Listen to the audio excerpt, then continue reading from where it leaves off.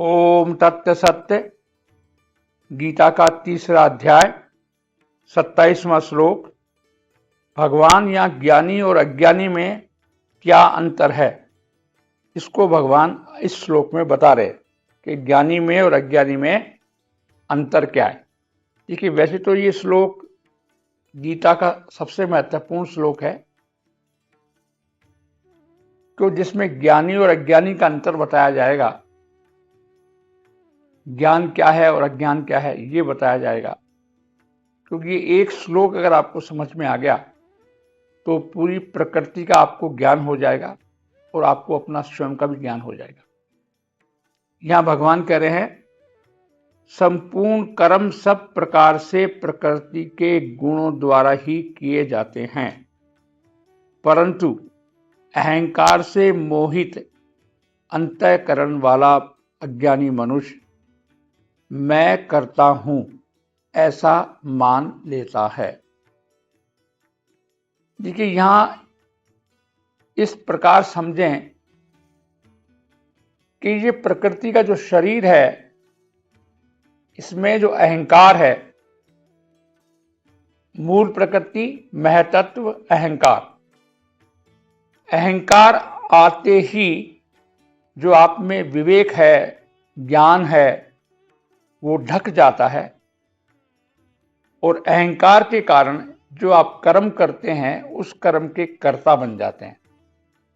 भगवान यहां क्या कहना चाह रहे हैं कि देखिए, जो कर्म करते हैं आप, अहंकार के दो हिस्से हैं। एक मूल अहंकार हो गया जो आत्मा का हिस्सा है, एक प्रकृति का हिस्सा है। उस गलती से प्रकृति के अहंकार में ही आप मैं मान लेते हैं और उस मैं मानने के कारण क्रिया तो प्रकृति के द्वारा होती है, आपके द्वारा नहीं होती। आपका मतलब आत्मा किसी भी क्रिया को करता नहीं बनती, किसी भी कर्म को नहीं कर सकती। क्रिया किससे होती है? प्रकृति के द्वारा, प्रकृति के गुणों से। प्रकृति के 3 गुण हैं, सतोगुण, रजोगुण, तमोगुण। मतलब जो भी क्रिया आप इस शरीर से करते हैं वो बेसिकली शरीर संसार का हिस्सा है और आप परमात्मा ब्रह्म के हिस्से हैं।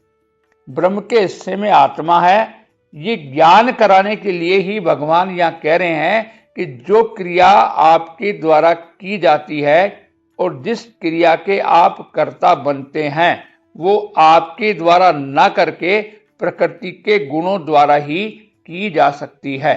तो जितने भी कर्म आप करते हैं, आप अच्छा काम करते हैं, आप मध्यम काम करते हैं, आप बुरा काम करते हैं, जो भी काम आप करते हैं या इनका मिश्रित काम करते हैं, ये तमाम काम सिर्फ और सिर्फ प्रकृति के गुणों द्वारा ही किया जा सकता है। क्यों? क्योंकि आप तो उसमें स्थिर रूप से बिना किसी परिवर्तन के रहते हैं। इसलिए कहा गया है कि आत्मा न कभी जलती है, न कभी मरती है, न कभी कटती है और न किसी प्रकार का वो कोई एक्शन करती है, उसमें न कभी किसी प्रकार का कोई परिवर्तन आता है। परिवर्तन कहाँ आता है? परिवर्तन आता है प्रकृति में। आप प्रकृति में देखिए, आप संसार और प्रकृति दोनों एक ही चीज का नाम है। हम गलती से क्या करते हैं, संसार को तो अलग मानते हैं और प्रकृति के इस शरीर को मैं मानते हैं। अभी जो मैं है शरीर में जो आपने मान रखा है, ये मैं ही उस अहंकार का हिस्सा है और इस मैं स्वरूप में मानने के कारण ही आप जो कर्म करते हैं उस कर्म के कर्ता बन जाते हैं और जो कर्म के कर्ता बन जाते हैं तो कर्म के भोक्ता होने के कारण ही आपको पुनर् इस प्रकृति के शरीर को धारण करना पड़ता है। तो भगवान यहाँ ये डिफरेंस करना चाहते हैं और आपको समझाना चाहते हैं कि आप मेरा अंश हैं, आप मेरा अंश हैं और मेरा अंश होने के कारण आप में किसी प्रकार का कोई परिवर्तन संभव ही नहीं है। जो परिवर्तन आप में हो रहा है, जो परिवर्तन आपको दिखाई देता है, इस 24 तत्व के शरीर को जो आप प्रकृति से धारण करते हैं और इनको चलाने वाला, इनकी जो 3 क्रियाएं हैं, इनके जो 3 गुण हैं, उन गुणों के द्वारा ही संसार में आप क्रिया करते हैं। तो भगवान यहाँ क्या कहना चाह रहे हैं कि तत्व ज्ञान की प्राप्ति के लिए अपने आप को दो विभाग में करना पड़ता है। पहला विभाग परमात्मा का अंश जिसे हम आत्मा मानते हैं, दूसरा विभाग जिसे हम प्रकृति का शरीर मानते हैं। अब प्रकृति के शरीर में जो काम जितना भी आप करेंगे, ये प्रकृति के गुण जो तीन है उनके द्वारा ही किया जा सकता है।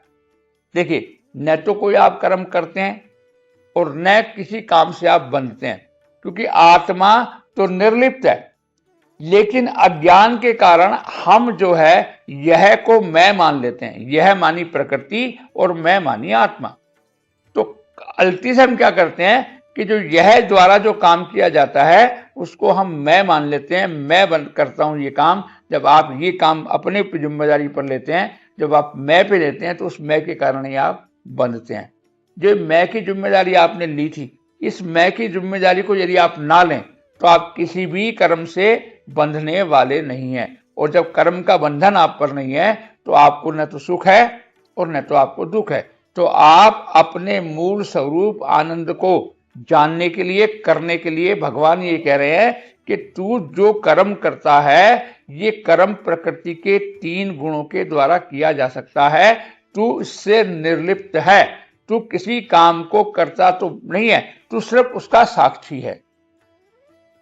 जब तक आप में साक्षी भाव आप नहीं लाएंगे, तब तक आप प्रत्येक क्रिया के कर्ता बनेंगे, और कर्ता बनेंगे तो उस कर्म के भोक्ता भी आप बनेंगे। और ये भोक्ता रूपी जो अज्ञान है, यही आपको पुनर्पुनः संसार में कामना पैदा करता है, काम की इच्छा पैदा करता है, दुख पैदा करता है, स्वर्ग नरक में आपको लेके जाता है और मनुष्य शरीर में लाता है, इससे अधोगति नीचे लेके जाता है। कौन लेके जा रहा है? सिर्फ ये जो आपकी मान्यता है अहंकार में, अहंकार में झूठी अहंकार आपने मान रखा है। इस अहंकार के झूठे मानने के कारण ही आप प्रत्येक कर्म के कर्ता बनते हैं। तो भगवान यह साफ करें कि तू मेरा अंश है और शरीर प्रकृति का अंश है।